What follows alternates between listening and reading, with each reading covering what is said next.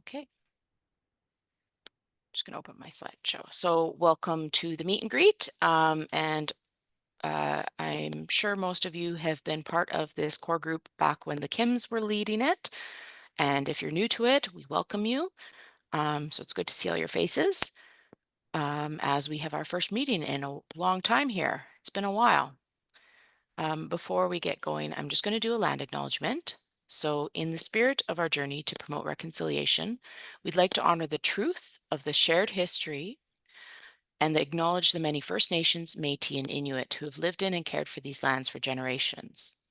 We're grateful for the traditional knowledge keepers and elders who are still with us today and those who have gone before us. And I am currently tuning in from Mohkinstsis, the Meeting of the Waters, also known as Calgary.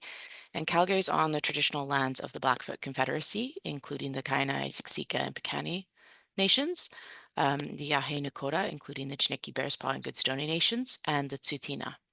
I'm also in regions 5 and 6. So I'd like to acknowledge those regions as well, acknowledging that we are tuning in from all across Alberta here. So there's we have around 5 different treaty territories there. Okay, so housekeeping.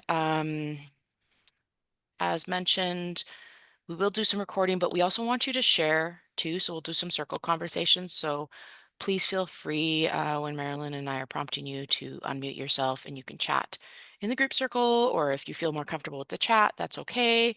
You can always give reactions, raise your hand, etc. And yeah, you're welcome to participate in the chat if you want to do that, or verbally. It's up to you. We will record it and put it on the core platform. And as I mentioned, I'll share the link with you later. So I'm going to actually introduce, I'm going to start off introducing Sam because she's not here, and then I'll pass it over to Marilyn, who's going to introduce herself. So we currently have 2 new leads for the core group.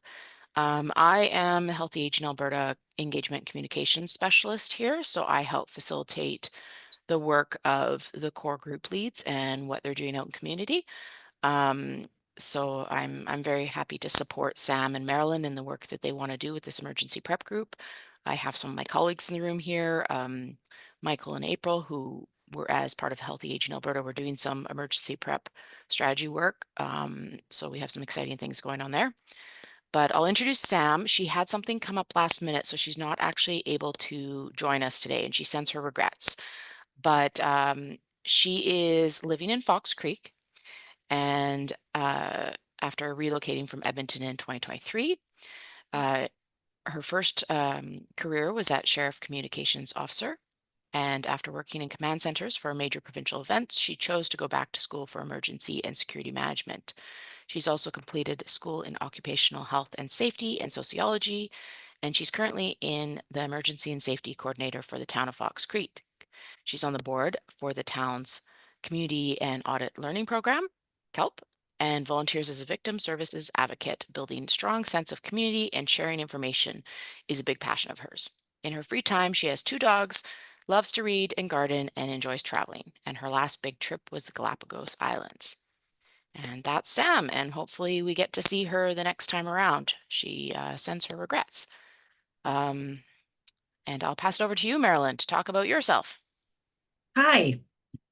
I see some faces there that I recognize. So I currently am serving dual roles as a president with the North Edmonton Seniors Association and also sitting on the Edmonton Seniors Coordinating Council. I come from an occupational health and safety background as well, so that was always very interesting when Sam and I shared our past experiences, and we look at it this way: is within this profession, emergency preparedness is a very key element of that profession, working with the companies that we represent. And although it's primarily focused on a workplace scenario, it's very easily translated into the community as the area that we're currently working in as well. The other part is working with the senior centers. It also gives me a really good understanding of some of the challenges that our seniors will face in the event of emergencies. And one of those that I have talked quite a bit about with the group so far is the need for appropriate communication, being that so many of our seniors aren't on social media as an example, and yet that is one of the primary ways that we tend to communicate in the event of emergency. So I'm really looking forward to using my professional background as well as my current experience to help to promote this group and to really elevate what we can do in order to provide the tools to you, the members out there with your groups, in order to ensure that our seniors are prepared for an emergency and how to work with it, not only from the time the emergency takes place, but also coming back home. So that's just a quick overview of where I've come from and where I hope to go.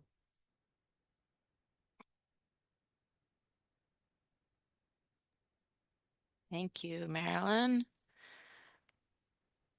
So,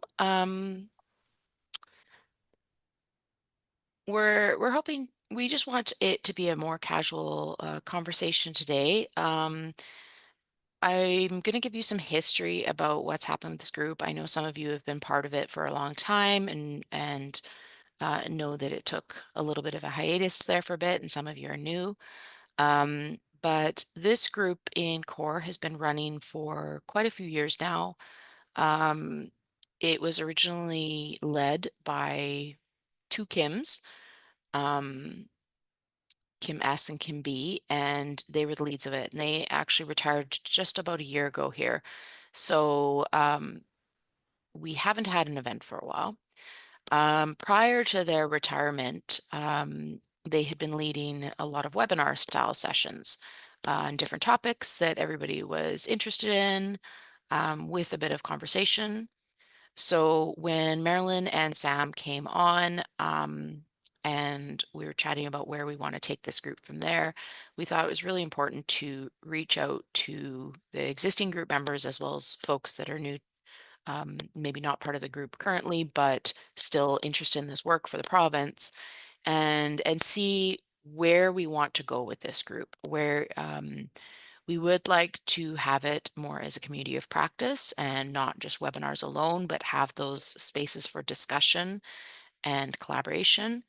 And we wanted to see where your thoughts were for that, um, and how you can envision us developing this for the year. So to kick it off, we did a pre-survey so that we could share with you folks some of the results of that today. So you can see what some of the folks, some of you may have filled out the survey, some of you might not, but we can share with you what folks came to the table with. And then Marilyn's going to lead us through a conversation, a deeper conversation of what we'd like to see in this space, how maybe we want to run, what's most important to you, when we're talking about this disaster and emergency prep work, and what would really help support your work and what you're up to in your current role. So I am going to show some of the results here of the pre-survey. So we ran this pre-survey for about a month. We sent it out to general core folks. They may or may not have been in the emergency prep group, but they're interested in emergency and disaster preparation. And we also sent it out to previous members of the core emergency and disaster preparation group.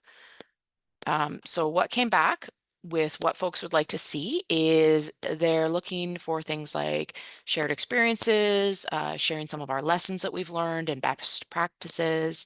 Maybe in the space we could have some resources and toolkits and action plans that we share together. The vulnerable persons inventory and registries, some business continuity plans, the emergency prep topics and guest speakers, so still wanting to have a few of those webinar sessions, and then maybe some special guests from the Alberta Emergency Management Agency. So that's what some folks would like to see, and we'll ask you as well here in a bit if there's some additional ones that you'd really like to focus on or some areas of these. Also, the folks that were representing in the group, 75% of them were working with older adults, but there was about 25% that were maybe a little bit back from that, doing some municipal government or community engagement, so maybe not directly frontline with folks. Some folks were working in prevention, some folks were working in recreation, so 50% and 25% respectively. And then some folks are in emergency social services, training volunteers and staff. So we have a mixed basket of where everybody's experience and where their work is across the board here.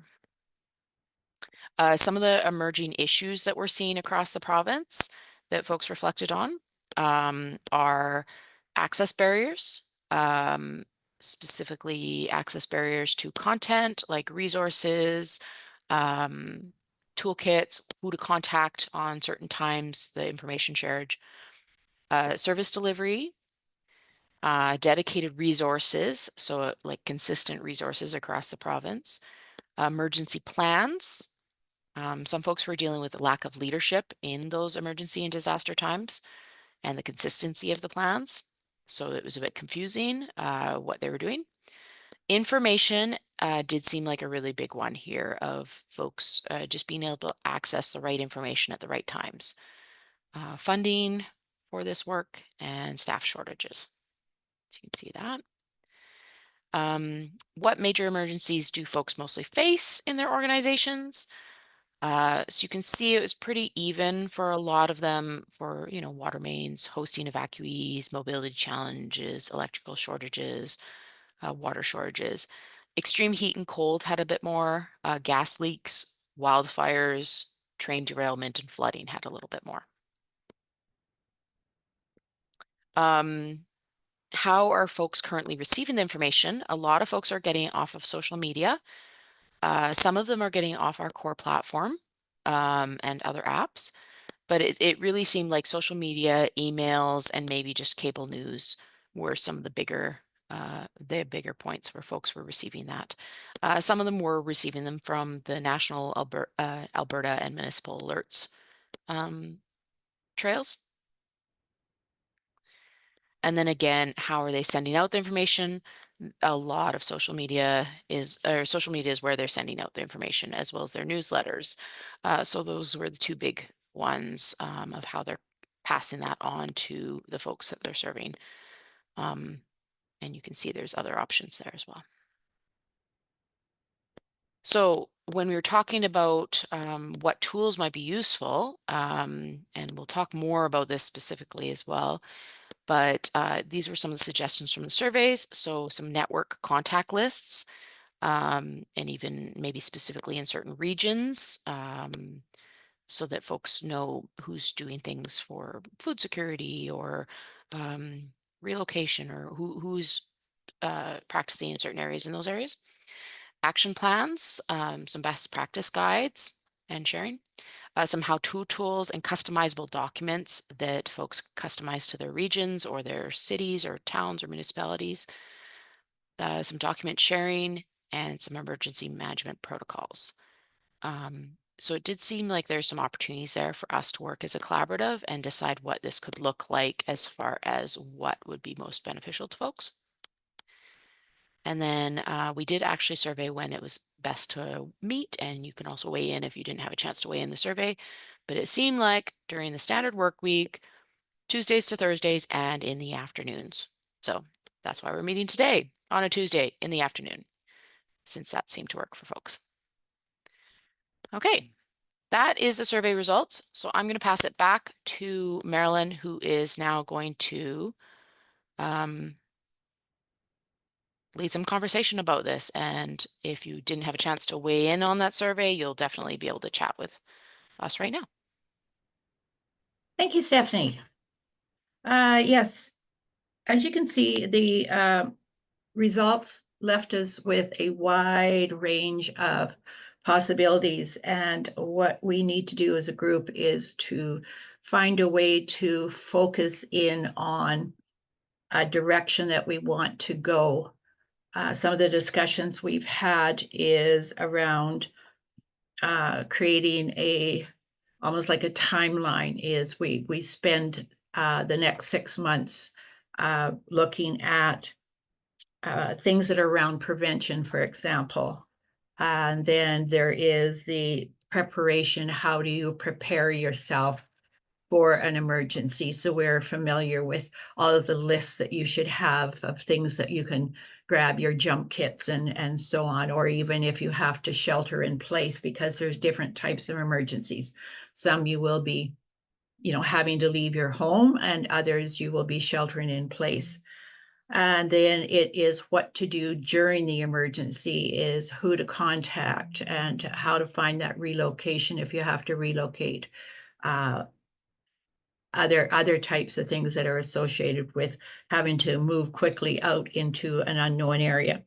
And then, of course, the one part that often I think gets forgotten about is the reentry, is coming back home.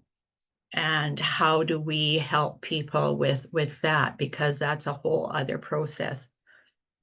One of the other things that we talked about is sharing experiences, is find out what things went well and what didn't go so well in, for example, the Jasper situation.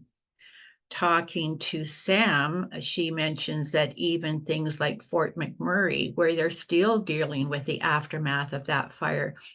And for the general public, that is, history. And they're not even thinking about it anymore, but there still are those things that have to be considered, and particularly for seniors. So my questions I'd like to throw out to you right now, because we really need to gather what you need. I mean, we can sit here and come up with all things based on our experiences and our thoughts, but that's not serving you. And so we want to find out, what do you want for the priorities that we as a group can look at and focus our energies on for the next 6 months.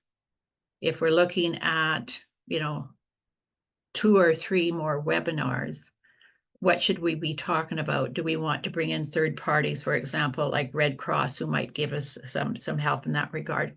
And the other thing I hope we don't forget about is our Indigenous communities and our groups, which I don't know if they are represented in this membership as yet. I quickly looked through the membership list, but I couldn't see anything because the Indigenous communities are a whole other area that we need to look at as well. So starting off with emerging issues. Does anybody have any thoughts about what you would consider as something that you really would like to see something done about? Circle of Wisdom. I'm not familiar with that.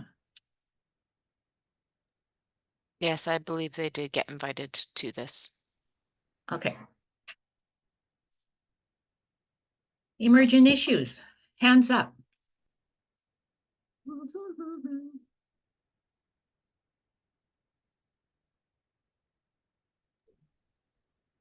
I'll chime in. I'm not going to put my hand up, but I guess I'll talk about a few things that I've come across. And so, my name is Rose, and I work with CARIA in Calgary, but I'm also the emotional response team lead for CARIA at the City of Calgary. So when we do get activated, I gather our social workers who have natural support and psychological first aid training to be able to go to the locations where disaster groups are being directed. So we've done a few trainings at the City of Calgary, just kind of mock, I guess, activities to see how well equipped in terms of knowledge, information, resources the staff are, and they come from a variety of backgrounds, I guess. We're always coming across a few barriers, I want to say. Mostly it's that some of the social workers that are attending these sessions don't necessarily feel comfortable asking the questions that may be necessary to find out what are the needs of the individuals that are coming, and or thinking outside of the box of what are the resources that we make available. And so I don't know if it's something that could be addressed or talked about, but just how to start off these conversations. And I think some of our social workers, as great as they are in terms of being trained, it's still a sensitive, I guess, kind of area to be able to approach somebody who's who's been evacuated due to a disaster of some sort, and to start that conversation about what their needs are and what we can provide them with. And so just to kind of almost have some form of session around how to address some of these uncomfortable questions, or how to better approach them without triggering the individual, without making a situation worse, I would say. And also thinking about the diversity of the needs, as you were saying, you know, our First Nations and Indigenous peoples, for example, what would their needs look like from that holistic perspective, but also when we have people who are refugees or immigrants who have various needs, right? And they're in Canada for various reasons, and what are the resources that we actually can provide them with, and what kind of assistance we have. Again, our social workers are only limited to some of the knowledge that we give them, and some of the things are outside of that realm of knowledge that they have. And so I want to make sure that I'm giving them as much of preparation, I guess, and knowledge as we can. That's just a couple of things that I've just come across from us running some of those training sessions with our staff. And also, actually, a really good one is self-care. I think that's also another one that we come across as well, especially with our social workers. We do want to point out that it's very important in a situation like this that they're also looking after themselves and not exceeding their energy or resources, or being there for longer than is needed sometimes. And I think that could lead to a few problems sometimes. They don't know how those self-care barriers look like. Thank you. That's excellent. I think also, April, you could possibly share what you shared with us at the other meeting regarding first responders needing some type of emotional training on how to deal with seniors who they may be evacuating. Yeah. Hi, everybody. A little background on myself. I was a first responder for 6 years, and we have quite a few assisted living facilities in Olds. And we've trained fire drills in them, but never actually had a conversation about how to actually deal with the ward that is pretty much full of Alzheimer's and dementia, or people who are going to be challenging to get out in an emergency situation. Like, we didn't have any training on that, and I see that as a gap now that Michael and I are starting to poke our heads into the emergency preparedness field. I think that's a really good point. Anything to do with wellness, a wellness response seems to be something that people are hesitant to pull out because they don't want to be seen as addressing what would they consider a mental illness, and everything mental becomes an illness, it seems. I experienced that with talking to some of my groups, and if you use the word mental, all of a sudden everybody is, well, we don't want to use that. Well, come on. we all have to deal with it in our daily lives, let alone outside. But it certainly in an emergency, it brings it up even higher. I think that's excellent, Rose. Thank you for that. So we're talking about, what do we want to do? What are some of the emerging issues that you have been dealing with, or heard about, or think might be on the horizon? I'm just going to mention some of the work that myself and my team are working on, and I noticed a couple of my team members are here, Krista and Jody, so you guys feel free to speak up at any time. We work for Recovery Alberta, which is formerly of AHS in the mental health and addictions world, and our area is mental health promotion and mental illness prevention, specifically around preparation, response, and recovery from a disaster or emergency. And we offer a lot of different learning opportunities, workshops, and resources that I just wanted to share with everybody here. I'm just going to pop in a website so that everyone can see what we offer. Things like stress-related learning opportunities or workshops, e-prep, PFA. And then if you click on or scroll down to health, mental health resilience, you can see other resources that we have provided that include some of the self-care information as well. The self-care information is in learning opportunities. And what else is there? I guess you can scroll through and see the different things that we have to offer.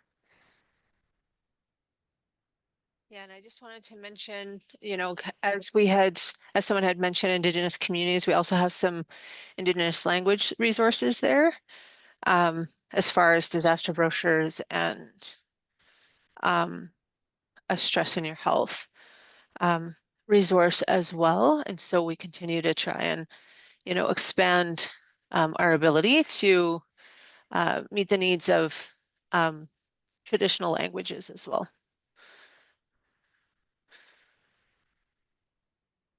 Is there anything in there on the around immigration, those that newcomers to Canada?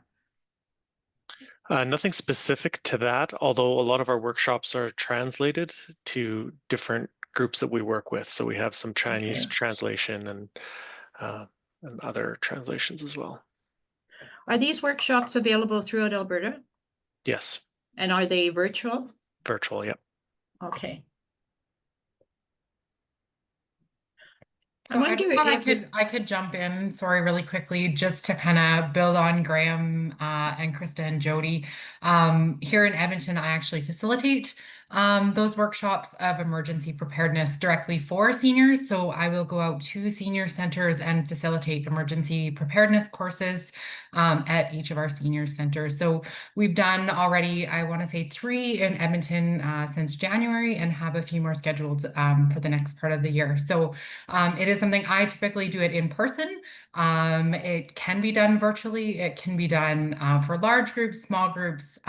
Typically, we do them in more kind of smaller workshops of up to 25. But yeah, it's something that we currently offer in Edmonton through Recovery Alberta. Thanks, Kristen. That just reminds me along the way as well that pretty much all of our workshops, we can build capacity within community. And so if folks are looking to become, an e-prep facilitator or a psychological first aid facilitator, wellness exchange, to support those wellness strategies. That's something as well that can be built within, where we can support communities and building a facilitator pool to serve. And then with that, some of those pieces around, how to deal with specific populations, and those are ways that, facilitators can, share their experiences along the way as well. what do these workshops cover? Like in big chunks? In big So chunks?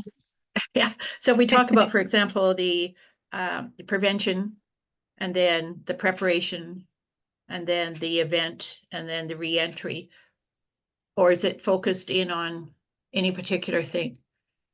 And so, emergency preparedness focuses specifically on supporting people in not only building a kit for, evacuation or stay in place situations, but also looking at some of the social and emotional components of how do we prepare ourselves within that psychosocial realm to be ready. So understanding our stress reactions, how those can be different or augmented within a disaster. And so that's that one. And then psychological first aid is for supporting the training of psychological first aid responders in disasters. So it's looking at how do we support people in responding well to those who have been impacted by disasters. And so Rose is a facilitator for PFA, as well as There's some other folks within her organization that, do some of that work. So just to step in Go here ahead, quick, Jody, Graham. I think Yeah. that overall our workshops aren't necessarily separated into preparing, responding, and recovery. That's all part of all of the workshops themselves. But the way the web page that I shared is set up, if you click on any of those areas, there's additional resources that support in all those areas as well. If that makes sense. So this is a really good resource. How do we make this available to the population, the older adults as a whole? Is this getting into that grassroots, community-based, individual groups, the people that are in Tabor and the people that are in, Slave Lake?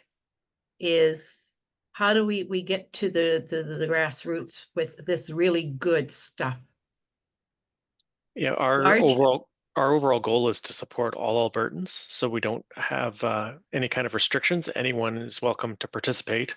We try to promote as best we can, and sometimes we're more successful than others with our communications department and those types of things. A lot of our work gets promoted through clinical settings or other health promotion areas. That's basically, we're kind of, like you said, we're kind of a grassroots trying to get the word out through the people that work within the area. The challenge is the limit of the virtual platforms. It's great when we have facilitators throughout the province that are able to host in-person workshops. And we also provide materials that have promotional aspects to them too, posters and those types of things. So we try to support promotion as much as we can. So we've got promotion, and then we come back again to that communication. Is that segment of the population that isn't on social media? Yeah, that's always a challenge for sure, especially when budgets are getting tighter and tighter and we're not able to reach out in person as much. We're not able to promote in the traditional ways any longer. It's more relying more on the virtual realm, which there is challenges. We know that. We're doing the best we can to try to reach out as well as we can. Michael, I'm going to call on you now because in our discussions, you were talking about that higher level that you guys are working on. So we're talking about that grassroots, that day-to-day stuff, but you're also working on other higher levels. Could you tell us what you're doing? Yeah, absolutely. So April and I are project leads. So part of our strategic plan over the next few years, and one of the priorities was to ensure the older adults lens is part of all emergency preparedness planning. And so April and I are working right now, very much in its infancy stage. But we have a project plan, which is good. But we are looking to engage with some of these provincial stakeholders like the Alberta Emergency Management Agency, some key focus communities that have a lot of experience in this world, and some of those larger provincial coordinating bodies to connect with them and see how do we ensure the older adult lens is part of all of this work. And also ensuring that we're not duplicating, we're not positioning ourselves as experts, but rather a conduit of information and to help to build capacity across the community-based senior serving sector to help build out exactly what everybody is talking about. And so April and I, our lens is kind of that broader approach of who are these provincial stakeholders, working with our government partners to also help to engage in this work. But all of this kind of macro level work starts at that micro level from on the ground. And so engaging with communities through our regional gatherings, through CORE, our web-based partners such as you folks, hosting focus groups, hopefully as well, and bringing on some research students as well to see what is out there already, what are the gaps, what is already happening and what is happening well. And when it's happening well, we're not going to touch it, but we're going to promote it. And so that's kind of the work and at that high level of what April and I have been tasked with. Further to that, though, and kind of socializing some of these trainings, like what Krista was talking about, I think there could be a really great opportunity with our regional gatherings that we host across the province. It's an opportunity to engage with 12 or 13 communities across all the different regions here in Alberta, and actually perhaps host a training session for those community-based senior serving organizations who are interested, and in working that into our regional gathering engagement. So as you were talking, that was kind of sparking. And I think April is leading our regional gatherings for next year. So it's all kind of fitting nicely into the larger puzzle. But that's kind of the work that we're doing right now.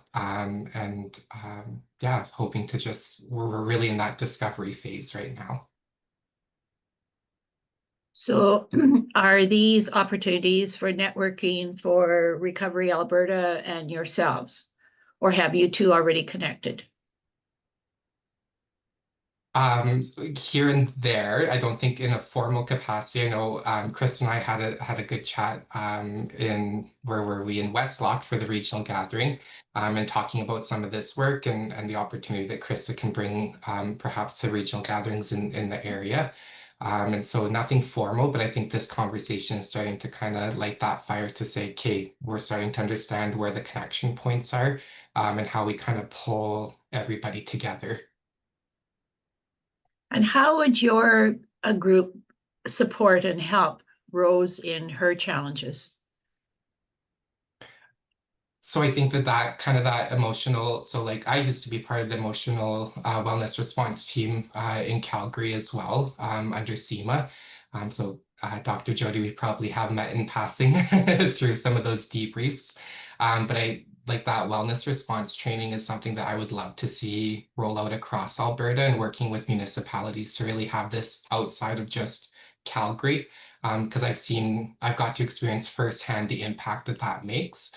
And so being able to socialize some of these things through regional gatherings, and just our one-on-one contact meetings that we get to do as community developers, I think can help to move some of that. So Dr. Jody, do be prepared for a little tap on the shoulder here in the next coming months. Great. How much time do I have, Samantha or Stephanie? I think we still have about 10 minutes that we can still have the circle conversation.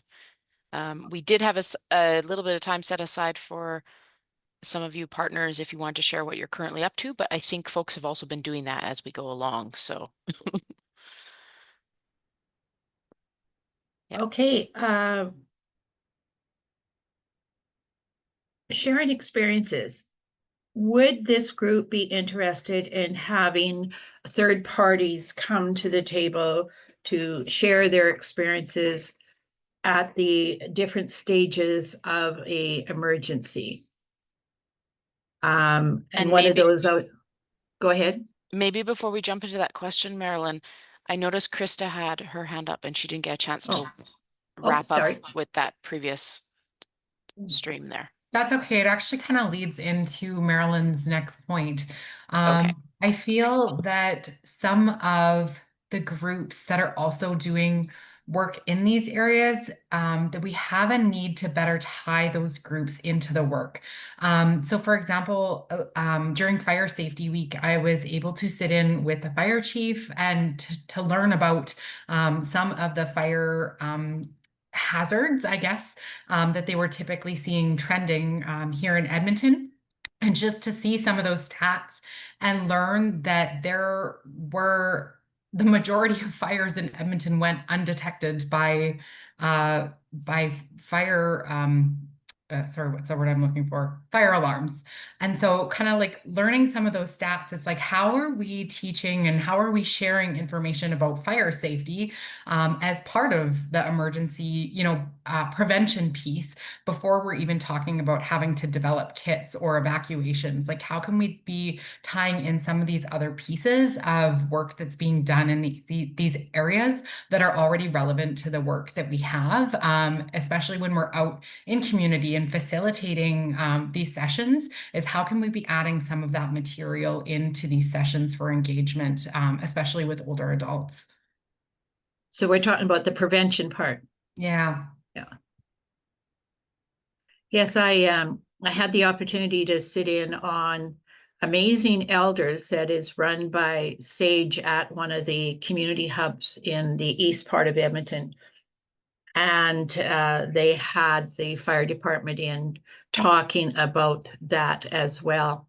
And I thought that was such a good idea. Sometimes you get the usual, escape plans and so on. But the trending part I find really interesting is what really is a problem. So on the prevention, so if we were looking at developing resources, a resource hub that we broke it down into these different elements so that you could cherry pick what you're looking for your organizations. I wonder if that might be an idea because there's so many resources. And if you just see them all on a page, it's extremely confusing. At least it is for me. And I need to go in to be able to identify something that I feel that I need. On the other hand, I don't know what I don't know. So how do we help our members to look at that other than perhaps sharing experiences, and then all of a sudden you have that aha moment? Any suggestions if we were bringing another third party in for a presentation? What would you like to learn from who?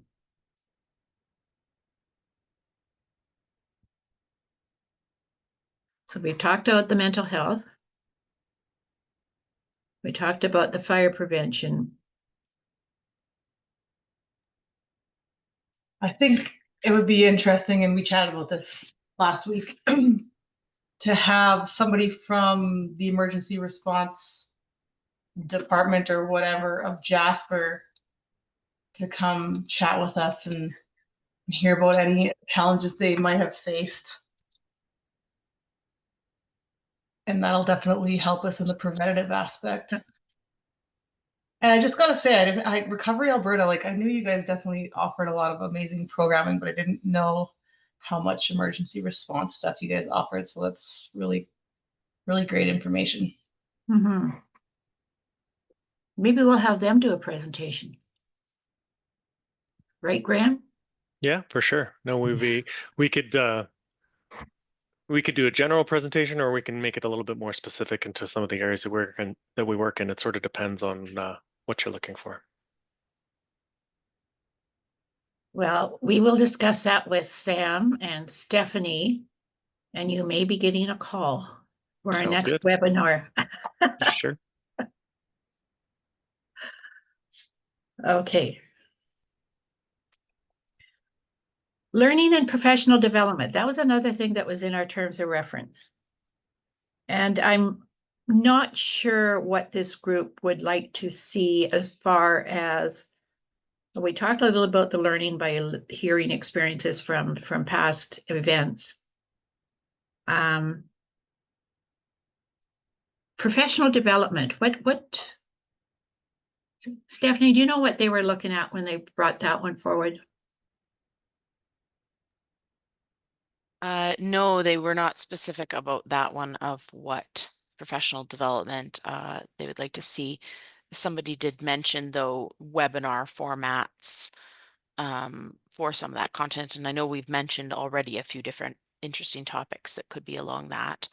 So yeah, if some of the rest of you have some suggestions for that, of maybe content that you would like to see, I know we've shared a little bit here, but maybe there's some other ones that you would like to see that would really help you.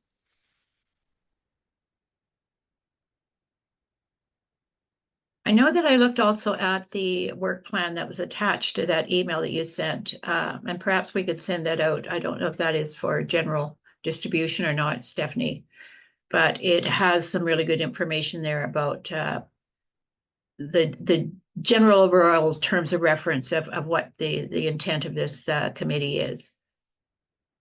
And where do we want to focus on the short term, eventually building to, an end goal of having to accomplish X, Y, and Z.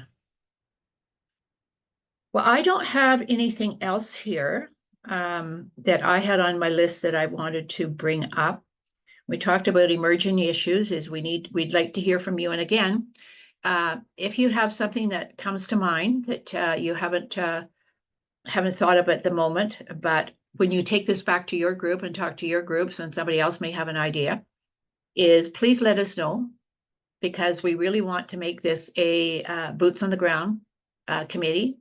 I refuse to sit here and do all the work, so we'll need your help. We are looking at mental health. I think that's a very critical one on so many levels. And also working with the other marginalized groups, including newcomers and immigrants. And by the sounds of it, Recovery Alberta has got some very good resources available for those things. The challenge will be for our members to get into that and dig around and then pull out and use in your community something that would be relevant there. And also we talked about inviting third parties to the table. And we got a couple of really good ideas on that one.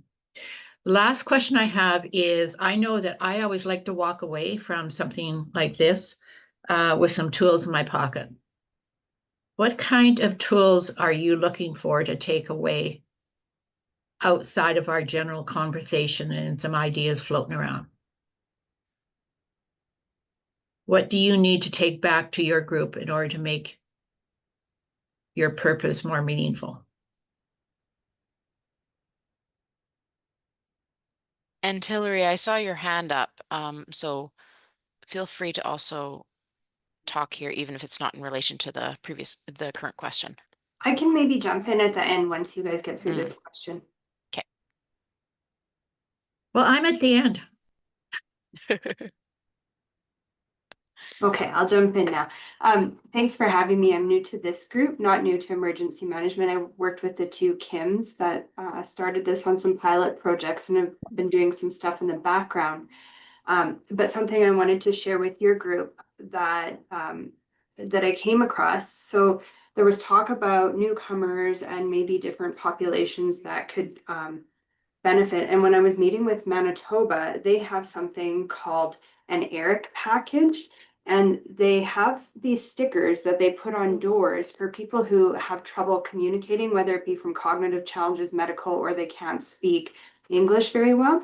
And so emergency responders know to go look on their fridge. There's a little magnet and there's a package with their information so that when there's an emergency, they can go in to their home and navigate some stuff with people who can't communicate. And then one other thing I wanted to share with you. You've probably all seen this, the resource guide for older adults at risk of going missing.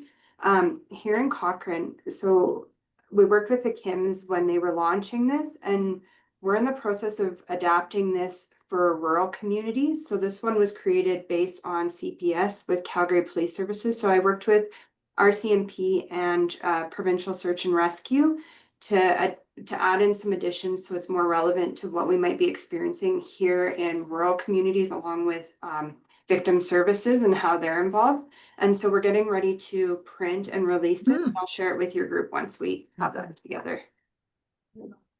Very wonderful. Marvelous. All right. Well, thank you everybody for your help and your contributions, and please keep on thinking. And we're going to look for some great, wonderful ideas coming from you in the future. Yeah. Stephanie, I'll hand this back off to you. Thank you. Yeah, thank you again, everybody, for your time today and attending. And those resources you shared, I will load them up into the group space if some of them aren't already there, so that you can see them and have access to them. And then, yeah, Hillary, when yours is ready, let us know, because we can also put it there and then folks can take a peek at it. So we'll keep in touch with you with our where we go from here and what we're planning for the next little while here. I did toss some surveys in the chat. One of them is just our general event survey for this group. And then the other one, if you didn't have a chance to do that pre-survey that I shared the results for, but you do want to weigh in specifically on those questions. I know sometimes it's a little bit difficult to do it when we're in a group like this. and you might just want some private time to weigh in on those, there's the link for that one again, that you're welcome to still fill that one out if you would like. That one's Other, not accepting responses right now, so I think it oh, just need to be reopened. wow. Just so you know. Yeah. Thanks, Graham. No problem. Let me see. Why is it not accepting responses? Maybe I put a time limit on it. That might be what's going on. All right, I will They'll fiddle just with that. check back. Yeah, sounds good. You can do the you could definitely do the other one. There's options there to also like give us your thoughts and suggestions on future events and things like that. So yeah, I will fiddle with that and I will send it out in the post email. So I'll take this recording and get it up so that we have access to it so we can remember it for future times, and then I'll send the link to everybody and send that survey again once I figure out why it's not working. Okay. Thank you, folks. Great to Thanks. see you all. Right. Have a wonderful day.